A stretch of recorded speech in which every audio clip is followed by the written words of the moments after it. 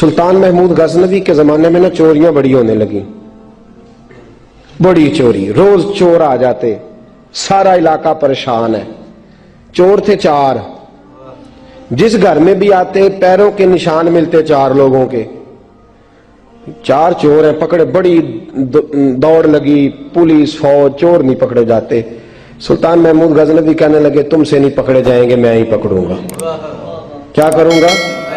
بولیے گا ذرا، میں پکڑ کے لاتا ہوں۔ کہا جناب کیسے؟ فرمانے لگے دیکھ لو پکڑتا ہوں۔ سلطان محمود غزنوی نے نقاب ڈالا چہرے پہ، پرانے کپڑے پہنے، بازار میں نکل گئے، 4 چور کھڑے تھے سامنے۔ سلطان کو دیکھا تو دوڑنے لگے۔ آپ فرمانے لگے دوڑو نا، انا باشر مثلکم، میں بھی تمہارے جیسا ہی ہوں، میں بھی لباس آدمی پہنا جہان آدمی سمجھا۔ وہ مزمل بن کے آئے تھے، تجلا بن کے نکلیں گے۔ لباس آدمی پہنا جہان آدمی سمجھا، مزمل بن کے آئے تھے، تجلا نہ حلیمہ بھید کھلا ہے یہ، نہ مقام چونو چرا ہے یہ، تو خدا سے پوچھ وہ کون تھے تیری عظمتیں جو بڑھا گئے۔ سلطان کہنے لگے انا باشر مثلکم، نہ ڈرو میں تمہاری طرح کا ہی ہوں۔ ان بیوقوفوں نے سمجھا شاید چور ہے، کہا نا میں تمہاری طرح کا ہوں۔ انہوں نے کیا سمجھا؟ شاید لباس آدمی پہنا جہان آدمی، شاید چور ہے۔ انہوں نے کہا چلو جی طاق اداد ہو گئے، پہلے 4 تھے اب بیٹھ گئے، بات چیت ہونے لگی۔ سلطان کہنے لگے یار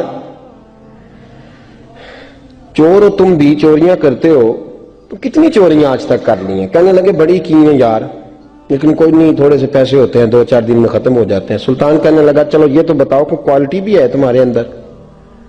ایک شخص کہنے لگا جی میرے اندر کوالٹی ہے، جانور بولے تو اس کی بولی سن کے بتا دیتا ہوں کہ یہ کیا کہہ رہا۔ دوسرے سے پوچھا تو بھائی؟ کہنے لگا جی میرے اندر کوالٹی ہے کہ جتنی مرضی اونچی دیوار اور راستہ کوئی نہ ہو، میرا کام ہے چڑھ جانا۔ تیسرے سے پوچھا تو بتا؟ کہنے لگا میری خوبی یہ ہے کہ میں سونگ کے بتا دیتا ہوں پیسے کہاں رکھے ہوئے ہیں۔ سلطان مسکرا کے کہنے لگے ساری چوروں والی کوالٹیاں ہیں، پکے چور، چوروں والی کوالٹی ہیں ساری تمہارے اندر۔ خیر چوتھے سے پوچھا تو بتا، تو بتا؟ کہنے لگا جی میری کوالٹی یہ ہے کہ جس کو رات کے اندھیرے میں نقاب میں دیکھ لوں، سویرے پہچان لیتا ہوں بندہ کون تھا۔ چھپا ہوا دیکھوں گا پر سویرے مجھے اندھیرا ہوگا، نقاب ہوگا، پر میں سویرے پہچان لوں گا۔ سلطان سے کہنے لگے ہم نے تو بتا دی، آپ بھی بتائیں۔ تو سلطان محمود کہنے لگے میری کوالٹی یہ ہے کہ بندہ پھانسی لگنے لگے، میں داڑھی ہلاؤں تو پھانسی سے اتر جائے گا۔ پھانسی لگنے لگے، میرا کام ہے داڑھی ہلانا اور بندہ پھانسی سے فارغ۔ نے کہا کیا بات ہے، پتے ایڈریس سب کے لے لیے۔ سلطان کہنے لگا یار تھک گئے، چوری ککھ دیوی تے چوری لکھ دیوی، تو آج بادشاہ کا گھر نہ لوٹے؟ روز جو تھوڑی تھوڑی کرتے ہیں تو بڑا ہاتھ مارتے ہیں، کچھ ہاتھ تو آئے نا۔ وہ کہنے لگے یار تو بڑا دلیر چور ہے، پہلے دن آیا اتنی دلیری۔ کہنے لگے چلو آج سلطان کا گھر لوٹتے۔ چلے محمود غزنوی کے گھر کی طرف، جب پہنچے نا دروازے پہ تو کتا بھونکنے لگا۔ جو کہتا تھا نا میں پہچان لیتا ہوں، وہ کہنے لگا کتا کہہ رہا ہے تمہارے اندر ایک بادشاہ بھی ہے، بادشاہ ہے۔ تو باقی 3 کہنے لگے عجیب بیوقوف ہے، ہم تو ایک جیسے ہیں سارے۔ انہوں نے کہا نہیں انا باشر مثلکم، تو پاگل ہے، آج تجھے غلطی لگ گئی۔ دیوار بڑی اونچی تھی، وہ جو کہتا تھا نا چڑھ جاتا ہوں وہ چڑھ گیا، رسا پھینکا باقی بھی چڑھ گئے، اور جو کہتا تھا سونگ کے بتا دیتا ہوں اس نے بتا دیا کہ اس کمرے میں خزانہ ہے۔ لوٹا، نیچے آئے، اس کو ایک جگہ پہ لے کے بیٹھے بانٹنے کے لیے۔ سلطان کہنے لگے بیوقوف ہو، کوئی معمولی گھر نہیں لوٹا، بادشاہ کا گھر لوٹا ہے۔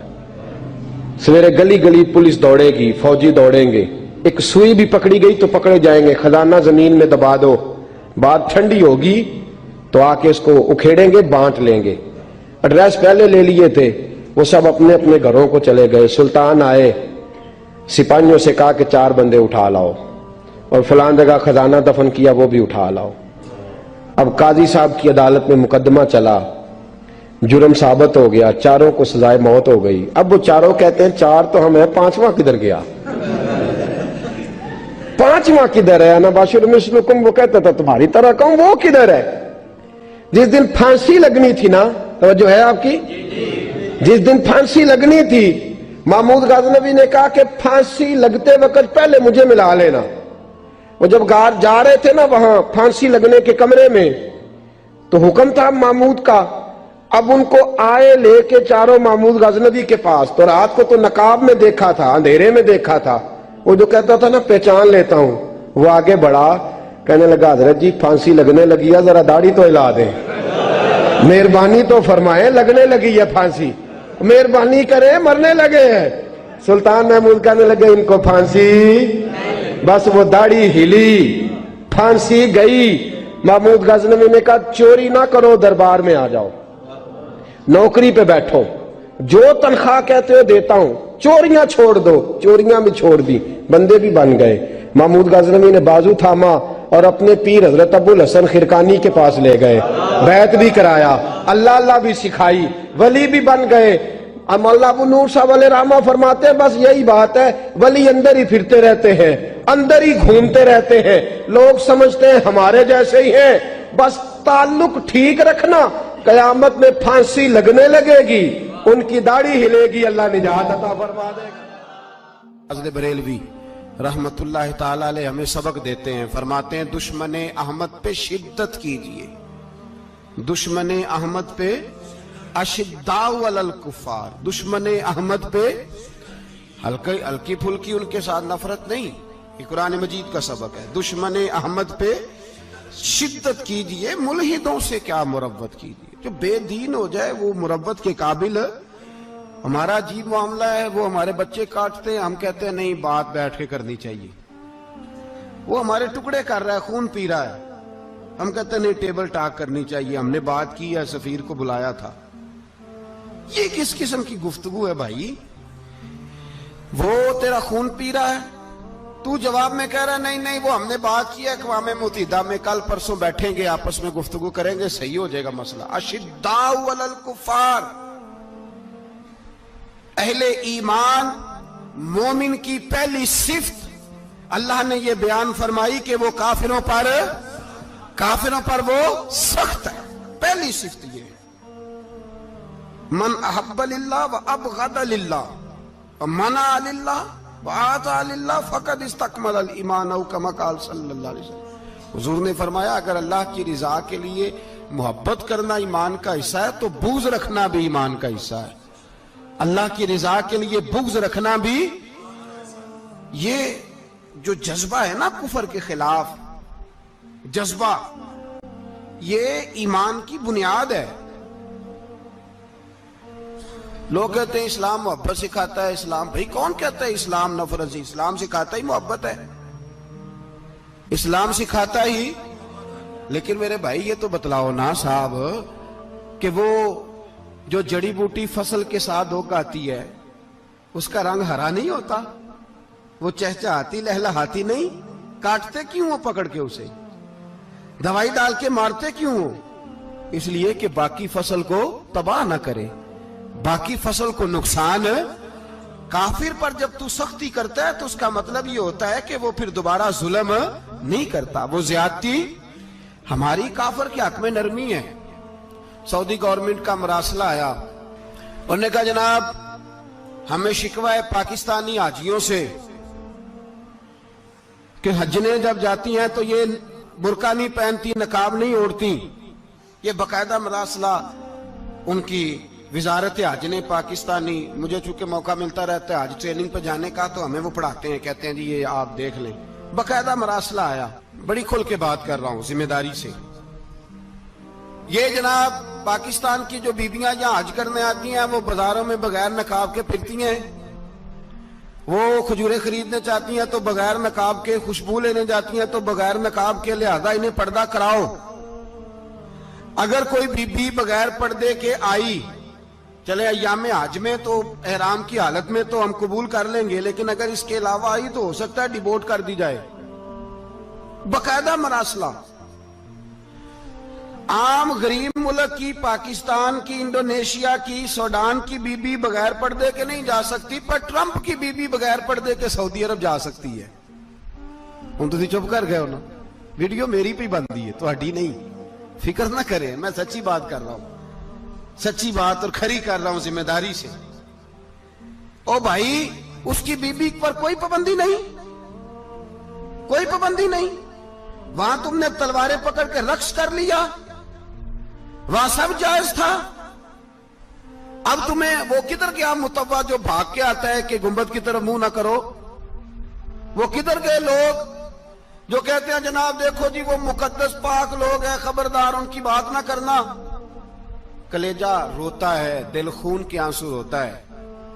اتنا بڑا حج کا اجتماع ہوا ہے, تمہیں کوئی توفیق نہیں تھی تو وہاں کہنا تھا اس کو حج پڑھانے والے کو, خطبہ دینے والے کو کہ برما کے لیے دعائی کر دے.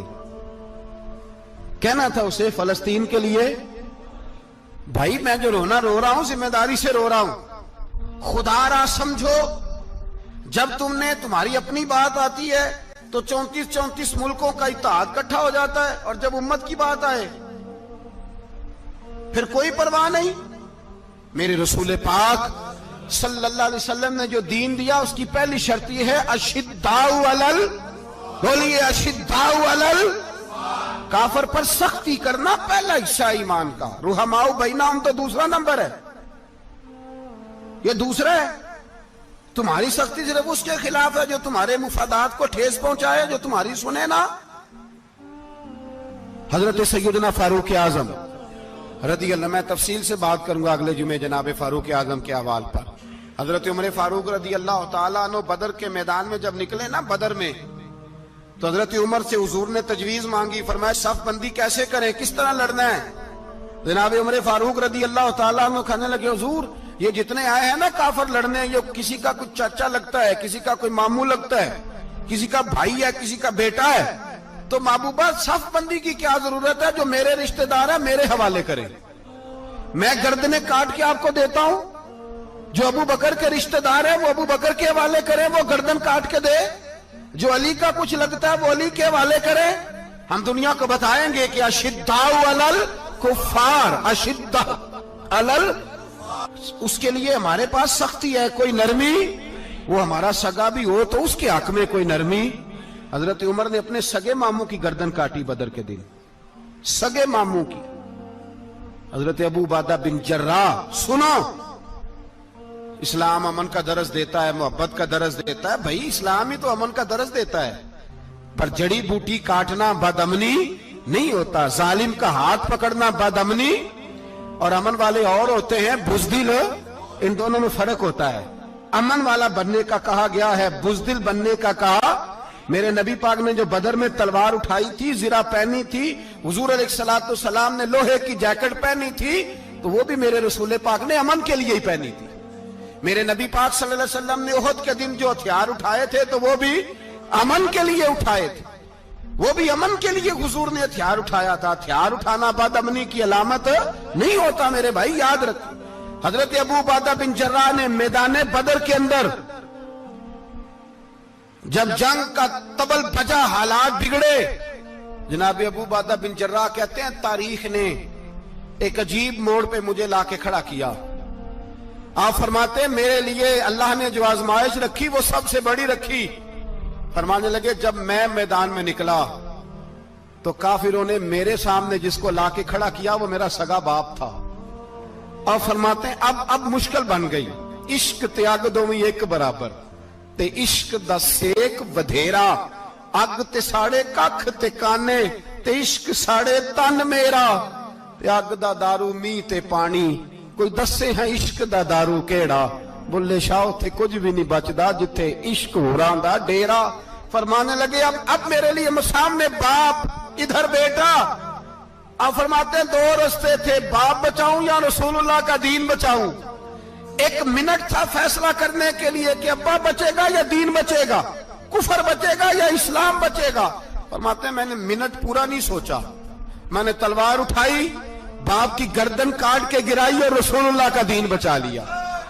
باپ کی گردن کٹ کے گری اور نبی پاک کا دین بچ گیا, بچا لیا رسول اللہ کا دین. حضرت عمر نے ماموں کو مارا. حضرت مصعب ابن عمیر کہتے ہیں تاریخ مجھے بھی لا کے کھڑا کرتی ہے بدر کے میدان میں, تو کفر کا لبادہ اوڑھ کے جب سامنے آیا تو وہ میرا سگا بھائی تھا.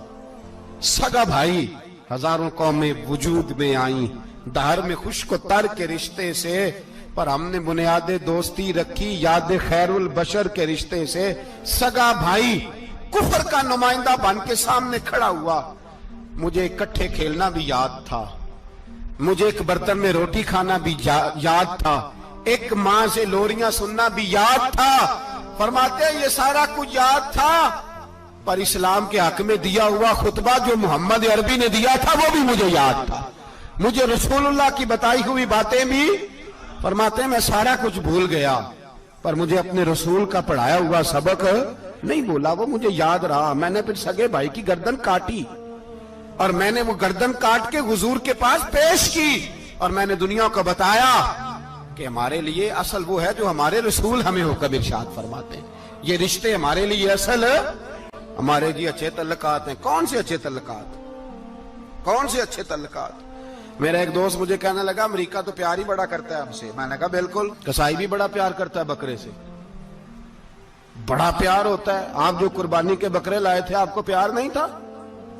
ज़िबा करने से पहले उसको पानी भी पिलाया, चारा भी खिलाया, गुस्ल भी कराया, पर आखिर में क्या किया? बोले ना जी, ये वाला प्यार करता है अमेरिका आपसे, देता है कभी कभी पैसे, कोई शक नहीं इसमें। वो कहता है वहां जलजला आया है तो इतने लाख डॉलर देता हूं, फलां आया, लेकिन वो वाला प्यार जो कसाई बकरे से करता है, कहता है जब मौका आएगा तो मैं छुरी भी फेरूंगा और अपने वक्त पे आके वो, ये मेरी मिसाल याद रख लेना, अमेरिका का पाकिस्तान से और मुसलमान से वो वाला प्यार है जो बकरे का कसाई से और कसाई का बकरे से होता है। वो चारा डालता है, मोटा करके ज़िबा करता है, पतला ज़िबा करने में उसे लज्जत नहीं आती। ओ भाई याद रखो, हजरत अबू बकर सिद्दीक रदी अल्लाह ताला अन्हु, अरब के लोग जब जंग करते थे तो एक हाथ में ढाल पकड़ते थे, एक हाथ में तलवार पकड़ते थे, लोहे की ढाल। जब दुश्मन हमला करता था तो ढाल आगे करते थे, वो कई दफा टकरा के ढाल से तलवार गिर जाती थी। हज़रत अबू बकर सिद्दीक मैदान में निकले, बेटा काफिरों की तरफ से लड़ने आया है, सगा बेटा, और मेरे मुस्तफा करीम ने फरमाया औलाद बुज़दिल कर देती है आदमी को, पर जब ईमान पुख्ता हो तो फिर सहाबा ने इस बुज़दिली की भी परवाह नहीं की। सगा बेटा काफिर की जानिब से आया, हज़रत अबू बकर सिद्दीक ने तलवार से हमला किया, बेटे ने ढाल आगे की। जब साहबजादे ने ढाल आगे की ना तो हज़रत अबू बकर की तलवार लोहे की ढाल से टकराई, तलवार गिर गई। अब हज़रत अबू बकर ने हत्ते हो गए, साहबजादे ने उठाई तलवार, कहता जब मैं मारने लगा तो ख्याल आया घर तो मेरा उजड़ेगा ना, बाप तो मेरा ही है ना। साहबजादे कहते हैं मैं अबू बकर सिद्दीक को छोड़ के चला गया, बाद में मुसलमान हो गए, कलमा पढ़ लिया। एक दिन घर में बैठे थे तो बात शुरू हो गई।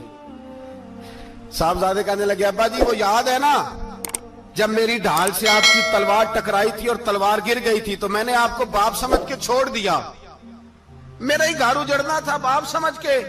जनाब सिद्दीक अकबर रदी अल्लाह ताला अन्हु साहिब इब्ने शाम ने लिखा है कि अपनी सुरीन पर 2 दफा हाथ मारा, 2 दफा।